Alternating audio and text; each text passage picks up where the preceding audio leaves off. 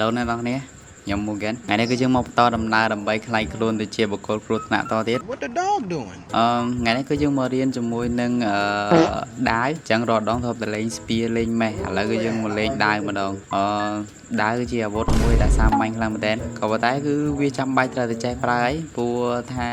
ដាវគឺជាអាវុធទូទៅក្នុង Minecraft ហើយគឺយើងអាចអត់ប្រើវាបានទេទោះបីយើងលេងមេះលេងស្ពាលេងអីក៏ដោយក៏ប៉ុន្តែយើងចាំបាច់ត្រូវប្រើដាវដូចគ្នាដែរអញ្ចឹងគឺដាវគឺងាយស្រួលប្រើតែតាមពិតគឺវាមិនមែនអញ្ចឹងទេគឺវាមាន combo មាន technique មានអីវាច្រើនក្នុងការលេងវាពីការរត់ពីការវាយពីការអីចឹងទៅអញ្ចឹង attack boss ដាវចម្បងគឺវាមាន3ទី1គឺ switch hit មានន័យថាយើងកាប់ទៅគឺវាសាចចេញជាដុំធំហើយទី2គឺ crit hit មានន័យថាយើង load crit លើគេហើយនឹងទី3គឺ spring hit ហ្នឹងគឺនៅពេលដែលយើងវាយទៅគឺធ្វើឲ្យប៉ើង enemy ទៅក្រោយអញ្ចឹង technique ថ្ងៃហ្នឹងដែលខ្ញុំចង់បង្ហាញនោះគឺ spring hit គឺជា technique មួយដែលខ្លាំងមែនទែនសម្រាប់ការប្រើប្រាស់ជាមួយនឹងដាវ PVP យើងអាច combo បិទ attack របស់សត្រូវឲ្យវាយមកលើរួនយើងបានទេបើមិនយើងចេះ combo spring hit ស្ទាត់អញ្ចឹងជាទូទៅដាវគឺ attack របស់ដាវនៅពេលដែលយើង load ហើយយើងវាយគឺវានឹងចេញ crit បើមិនតែយើងឈរហើយយើងវាយធម្មតាគឺវានឹងកាប់ទៅគឺវាសាចន័យថាយើងអាចកាប់ត្រូវ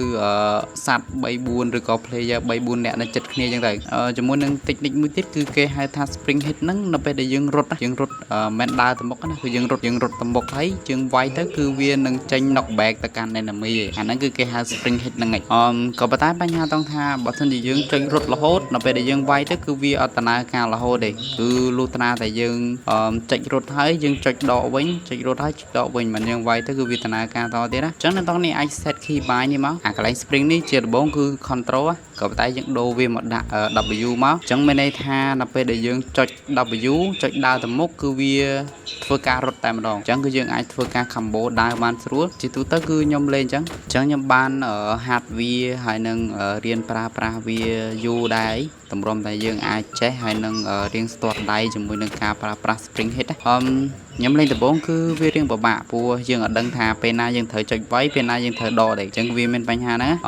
ដើម្បីយើងលេងយូរទៅគឺយើងស៊ាំដៃហើយគឺយើងស្គាល់ cool down ស្គាល់អីវាទៅគឺយើងវាយទៅគឺវាបានស្រួលជាងមុនហើយតោះឥឡូវយើងមកមើលពីរបៀប combo នៅពេលដែលយើងប្រើ spring hit អញ្ចឹងជាធម្មតានៅពេលដែលយើងចុច W រត់ទៅមុខមួយយើងចុច attack ទៅគឺវានឹងចេញ spring hit ហើយក៏ប៉ុន្តែបញ្ហាត្រង់ថាបើមិនជាយើងនៅតែ hold W ជាប់យើងវាយតទៀតគឺវាអត់មាន spring hit ទេគឺវានៅតែជា switch hit វិញក៏ប៉ុន្តែដំណោះស្រាយនោះគឺថានៅពេលដែលយើងវាយហើយយើងដក W វិញមកហើយយើងចាំចុចម្ដងទៀតយើងចុចម្ដងទៀតហើយយើងវាយម្ដងទៀតហើយយើងដកយើងចុចម្ដងទៀតហើយយើងវាយម្ដងទៀតហើយយើងដកយើងធ្វើអញ្ចឹងចុះឡើងរហូតគឺយើងអត់ hold W ជាប់ទេនិយាយទៅគឺយើងចុច hold តែពេលយើងវាយយើង hold មួយយើងវាយហើយយើងបន្លែងវិញយើង hold មួយយើងវាយហើយយើងបន្លែងវិញមកអញ្ចឹង combo ហ្នឹងគឺអាចធ្វើជាប់គ្នាបានហើយក៏ប៉ុន្តែបើសិនជាយើងចុចវាយហើយចុចដកចុចវាយហើយចុចដកគឺវានឹងចេញ spring hit រហូតអញ្ចឹងគឺយើងអាច combo knock back ទៅកាន់ enemy ជាប់គ្នាតែម្ដងដែលធ្វើឲ្យគេពិបាកវាយយើងមែនទែនអញ្ចឹងនេះគឺជា technique នៃការប្រើប្រាស់ដាវអញ្ចឹងបើសិនជាអ្នកនរគ្នាស្គាល់ technique អីឬក៏ក្បាច់អីខ្លាំងជាងនឹងទៀតអាចប្រាប់ខ្ញុំបានខ្ញុំរៀនចេះវាតែប៉ុណ្្នឹងទេព្រោះថាវឹកហាត់វាយូរដែរដូចដឹងស្រាប់ហើយខ្ញុំគឺទៅរៀន PVP ទេអញ្ចឹងគឺមិនមែនចេះ PVP ខ្លាំងទេគឺនៅដំណាក់កាលដំបូងអញ្ចឹងគឺខ្ញុំមកបង្ហាញខ្ញុំពីផ្លូវតែខ្ញុំរៀន PVP រៀនអីចឹងទៅខ្ញុំថាអ្នកនរគ្នានឹងចេះ PVP ដូចគ្នាដែរសម្រាប់តែយើងចង់រៀន PVP អញ្ចឹងវីដេអូមួយនេះគឺមានតែប៉ុណ្្នឹងទេហើយមុនទៅកុំភ្លេចជួយ sub មួយបងហើយវីដេអូនេះឬចេញរៀងយូរតិចអីអធិស្ឋានបង